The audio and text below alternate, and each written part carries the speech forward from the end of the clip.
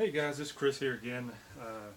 Haven't done a video in a pretty good while, so thought I would do one. I've had a couple of requests for similar topics, so I told a couple of guys, I said I want to make a video, and we're going to talk about grip today, and what I think is the proper grip. And you hear that a lot, and you read a lot of topics on grip, and I don't think there's really only one way you hold a bow. I think everybody has different hands, different hand size, different bows, different types of cam systems, and different ways that bows react. So I think that you can grip a bow as long as it's repeatable and it's pretty torque free, then that's what you should do. But I like to explain, why I like to grip a bow and how it affects the bow and the arrow flight. So we're going to touch on that today.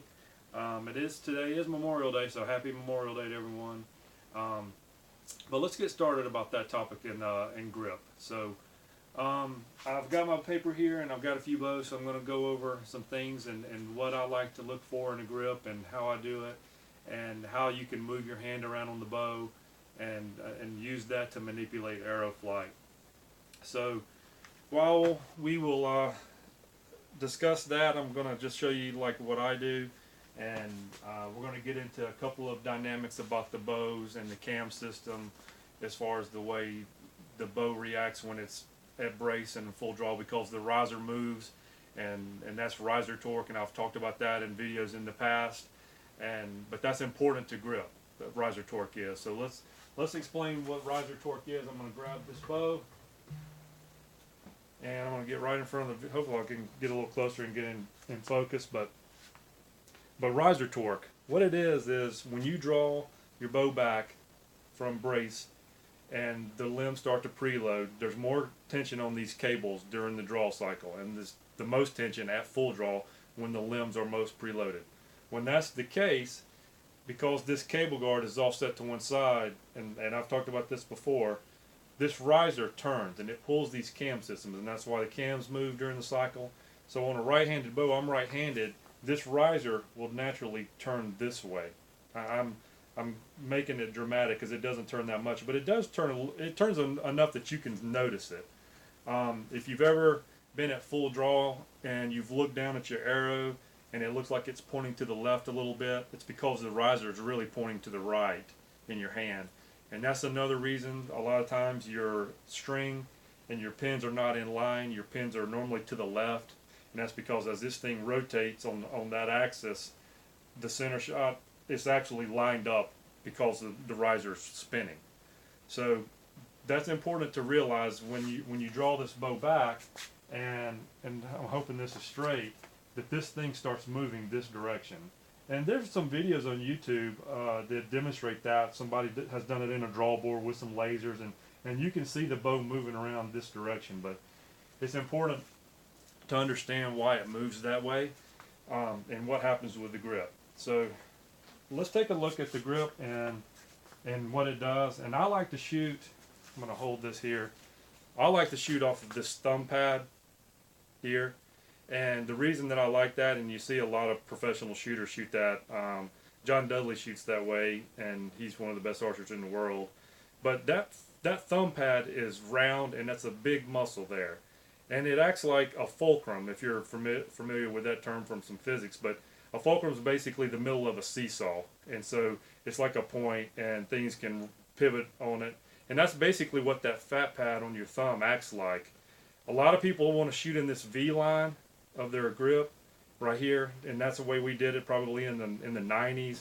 And that's probably a really comfortable way to shoot a bow, is to hold it. Because you're on that bone, and it's pretty solid to push. But when you do that, you induce a lot of torque from this thumb on the right-hand side of the grip, and you also can torque it from this side. So you're basically squeezing the bow like this, rather than shooting off of this pad and letting the bow pivot which way it wants. So to look at it from behind, again, this is the way I essentially hold it, and it's like this, and I just line the center of my hand up, and then I rotate that thumb pad down. And really my knuckles are at about a 45-degree angle from there, and then I don't do anything with the front. You can curl your fingers in, and sometimes I do curl mine in and just put the index finger on the front because it doesn't do anything to do that. and you'll see Levi Morgan, he does that a lot if you've ever looked up Levi's grip. But when you hold the bow like this and it's on this pad, when the bow starts to draw back, then it can rotate this way without putting any pressure on this side of the grip, and that's important. And I've tried to show this grip to a lot of guys. If you're used to shooting off of this V line like this, and then you rotate your hand this way, your forearm turns in, then it's awkward and it doesn't feel natural. But after you do it, it's like anything with repetition. It starts to feel normal, and that's the way I've shot a grip for at least a decade or more. And I don't even think about rotating my grip in anymore. But it's probably the most neutral grip there is, because I can jump from bow to bow to bow, different manufacturers, and whether the grip is rounded on the back, it's a flat back, it has side plates, it doesn't really matter to me, because when you use that thumb pad, that's really the only contact that you have on the bow, because everything else is free. The thumb is free, these fingers are free, there's a gap here, this V line is not being anywhere on the bow, so when you jump around to different bows, you just lay that fat pad in there, and it's easy to jump from bow to bow to bow. And you hear people, or I hear it and I see it written, that they can't get used to the grip, they can't get used to the grip. And I kind of think that's hogwash, because if you have a pretty neutral grip, you can get used to anything with that style.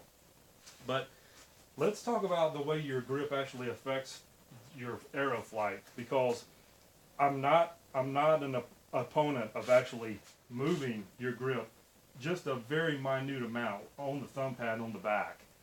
And that's if you ever have an arrow flight that is slightly knock right or slightly knock left, you can move your hand on the back of this grip one way or the other to control that arrow flight. And what that does is it's not really torquing the bow. In my opinion, what it's doing is it's actually stopping the torque of the bow. So let's say that you had I'm shooting through this piece of paper and I had a right tear on this particular bow, and it was very, very minute, and I didn't want to shim it, and I didn't want to move the rest any further to the left to get that out.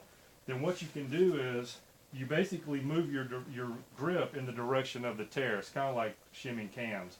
So if I had a very small right tear, I could take my hand and just rotate it, a couple of degrees to the right, and that would clean that up, because what's essentially happened is you're getting a little bit more pressure on this side of the grip, and when this thing starts to rotate, it's just stopping it a little more than it did in a very neutral grip. And same thing as if you have a big left tear.